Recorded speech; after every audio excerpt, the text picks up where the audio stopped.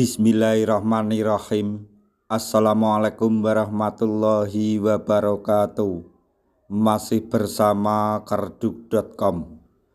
Pada video kali ini kami akan menyampaikan kabar bahagia untuk para tenaga honorer terkait dengan pengangkatan tenaga honorer atau seleksi P3K tahun 2024, yaitu kabar bahagia, tenaga honorer yang gagal administrasi atau TMS wajib diberi kesempatan untuk ikut seleksi P3K 2024 dan pasti diangkat.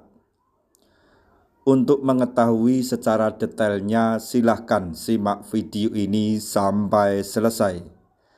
Tapi sebelum kami lanjutkan, bagi rekan-rekan yang baru menemukan channel ini, tekan like dan subscribe-nya, dan juga tekan lonceng notifikasinya supaya nanti bisa mengetahui informasi terbaru terkait dengan pendaftaran seleksi P3K tahun 2024.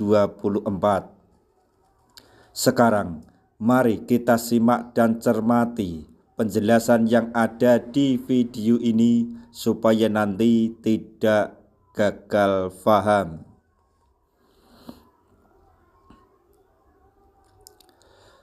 Para tenaga honorer yang telah gagal administrasi atau dinyatakan tidak memenuhi syarat atau TMS wajib diberi kesempatan ketiga untuk mengikuti seleksi pegawai pemerintah dengan perjanjian kerja atau P3K 2024. Pada pendaftaran di gelombang 1, terdapat ribuan pendaftar atau pelamar yang dinyatakan TMS pada seleksi administrasi P3K 2024. Pemerintah masih memberikan kesempatan terakhir bagi ribuan pelamar tenaga honorer yang dinyatakan TMS tersebut untuk melakukan sanggah. Sementara untuk pengumuman hasil verifikasi administrasi dijadwalkan mulai tanggal 30 Oktober sampai 1 November 2024. Sedangkan untuk masa sanggah akan berlangsung mulai dari tanggal 2 hingga 4 November 2024 mendatang. Para pelamar yang dinyatakan lolos seleksi administrasi akan melanjutkan ke tahap selanjutnya, yaitu tes kompetensi.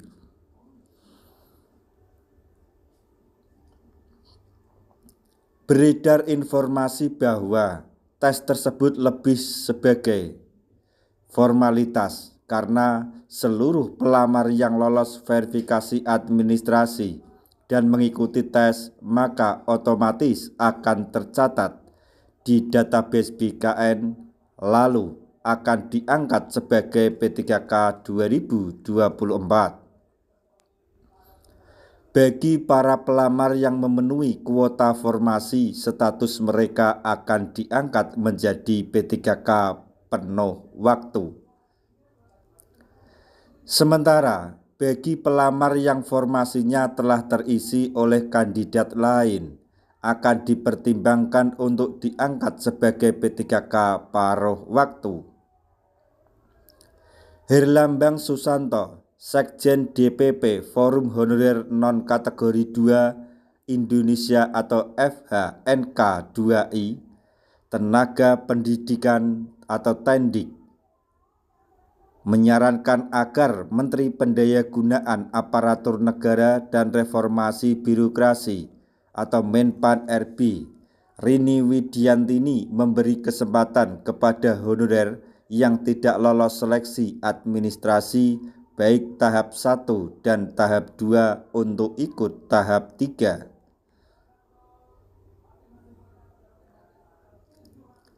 Menurutnya, pada tahap 3, seluruh honorer statusnya agar disamakan, baik honorer K2 non K2 masuk database BKN maupun tercecer, jangan ada lagi pelamar prioritas lagi. Lebih lanjut, ia menjelaskan bagi honorer yang lolos di tahap 1 dan 2 namun tidak memenuhi kebutuhan formasi agar tanpa perlu pertimbangan untuk menjadi P3K paruh waktu. Ia menyarankan agar para honorer tersebut otomatis menjadi P3K paruh waktu dan selanjutnya otomatis menjadi penuh waktu secara bertahap, di mana hal tersebut dilaksanakan berdasarkan perangkingan dan kekuatan APBD daerah masing-masing. Ia mengatakan bahwa para honorer non K2 yang tidak masuk database BKN khawatir bila pada gelombang kedua pendaftaran P3K 2024 tetap diterapkan prioritas, sementara pada gelombang pertama tidak diperkenankan mendaftar sebab tidak termasuk golongan tersebut. Herlambang juga meminta kepada Abdul Mukti, Menteri Pendidikan Dasar Menengah atau Mendikdasmen, untuk menyamakan seragam pegawai ASN. Tidak ada lagi perbedaan antara seragam ASN P3K dan PNS agar tidak terjadi ketimpangan padahal statusnya sama sebagai ASN. Di lain sisi, Aris Widianto, Deputi Bidang Mutasi Kepegawaian, menjelaskan bahwa seleksi tahun 2024 bukanlah kesempatan terakhir bagi honorer.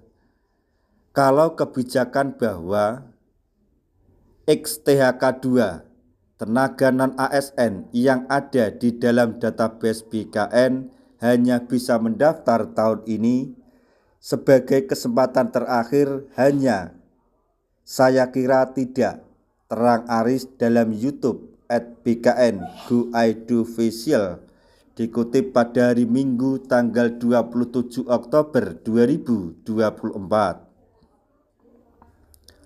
Hal tersebut berarti bahwa masih terdapat kesempatan pada proses rekrutmen di tahun berikutnya.